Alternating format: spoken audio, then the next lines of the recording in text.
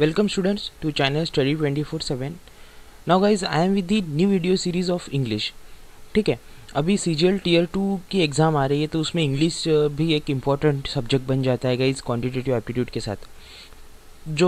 जैसे मैंने quantitative aptitude की जो न्यू सीरीज़ शुरू की है वीडियो की, उसमें प्रीवियसली ईयर क्वेश्चंस जो है हर टॉपिक से क्वांटिटेटिव एप्टीट्यूड के, तो उनके हम क्वेश्चंस अपलोड मैंने करने का जैसे वीडियो स्टार्ट किए हैं, वैसे ही अभी इंग्लिश का मैंने किया है। जैसे इंग्लिश के जितने भी टॉपिक्स आते हैं एक्सेप्ट रीडिंग कम्प्रहेंशन गाइज, रीडिंग कम्प्रहेंशन को हम वीडियो में डिस्कस नहीं कर सकते क्योंकि पैसेज को पढ़ना होता है गाइज, तो वीडियो में आप कैसे पढ़ेंगे। इसीलिए रीडिंग कम्प्रहेंशन छोड़ के जो भी टॉपिक्स इंग्लिश सब्जेक्ट में आते हैं तो वो टॉपिक्स के प्रीवियस ईयर क्वेश्चंस को मैं डिस्कस करूंगा 2010 से लेके 2015 तक। ठीक है, तो इस वीडियो में टॉपिक है गाइज इडियम्स और फ्रेजेस। तो 10 क्वेश्चन आते हैं इडियम्स और फ्रेजेस से इंग्लिश के में। सो गाइज 10 अगर 6 साल की बात करें तो 2010 से 2015 तक आपके 60 इडियम्स और फ्रेजेस हो जाएंगे। और गाइज कुछ इडियम्स और फ्रेजेस रिपीट भी हो सकती है आने वाली एग्जाम्स में, इसीलिए ये इंपॉर्टेंट बनता है। तो ऐसे ही क्लोज टेस्ट हो गए, एंटोनिम सिनोनिम्स हो गए, डायरेक्ट इनडायरेक्ट स्पीच और जो भी एक्टिव वाइज पैसिव वाइज, ये सारे टॉपिक्स के प्रीवियस ईयर क्वेश्चंस मैं अपलोड करूंगा वीडियो में। ठीक है, तो आज हम डिस्कस कर रहे हैं 2010 के जो इडियम्स और फ्रेजेस थे। ठीक है, तो ऐसे ही इसके 2011, 12, 13, 14, 15 के भी इडियम्स और फ्रेजेस के वीडियो आएंगे। ठीक है, और हर टॉपिक कवर होगा। जैसे इडियम्स और फ्रेजेस में कवर कर रहा हूँ, ऐसे हर टॉपिक जो है मैं इंग्लिश के प्रीवियस ईयर क्वेश्चंस लेके कवर करूँगा। तो अभी हम 2010 के जो है इडियम्स और फ्रेजेस उनको डिस्कस करेंगे। तो स्टार्ट करेंगे गाइज। देखिए 2010 के हैं। फर्स्ट है guys to cast aspersions. To cast aspersions इस फ्रेज का मीनिंग क्या होता है गाइज। ठीक है, so guys to cast aspersions इस फ्रेज का मीनिंग होता है टू मेक अनप्लीजेंट रिमार्क्स। जैसे किसी को पसंद नहीं आए ऐसे आपने वहाँ पे अगर रिमार्क्स दे दिए, कुछ बयान दे दिया, तो उसे कहा जाता है टू कास्ट एस्पर्शंस। ठीक है, तो इसका आंसर क्या रहेगा गाइज 3। ठीक है, टू मेक अनप्लीजेंट रिमार्क्स यानी टू कास्ट एस्पर्शंस। ठीक है, ये फ्रेज का मीनिंग ये होता है। नेक्स्ट डिस्कस करेंगे on the cards. On the cards का मीनिंग क्या होता है गाइज एंटिसिपेटेड। ठीक है, जो कि हम प्रिफरेंसिव बोलेंगे, प्रिफरेंस है भाई, इसको प्रिफर है करते हैं ऐसे। ठीक है, नेक्स्ट गाइज हम डार्क हॉर्स। डार्क हॉर्स का क्या मीनिंग होता है गाइज, तो इसका मीनिंग होता है एन अनएक्सपेक्टेड विनर। ठीक है, जैसे आपको उसकी यानी आपको पता लगता नहीं था कि ये जीतेगा और ये जीत गया।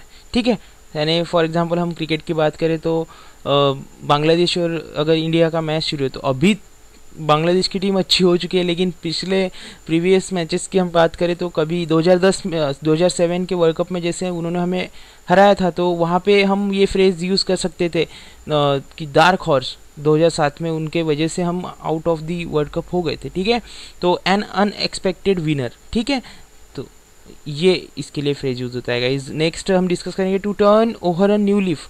To turn over a new leaf यानी इसका मीनिंग होता है to change for the better. ठीक है, यानी आप अगर किसी अच्छी चीज़ के लिए आप में बदलाव हो रहा है गाइज, तो to turn over a new leaf ये कहा जाएगा वहाँ पे, to change for the new for the better. ठीक है, कुछ अच्छे के लिए आपने बदलाव किया।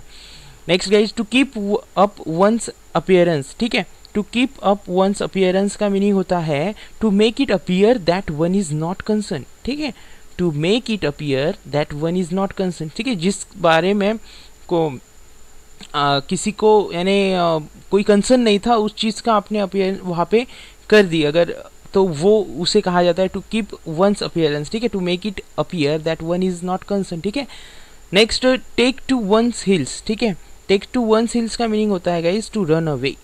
Take to one's hills.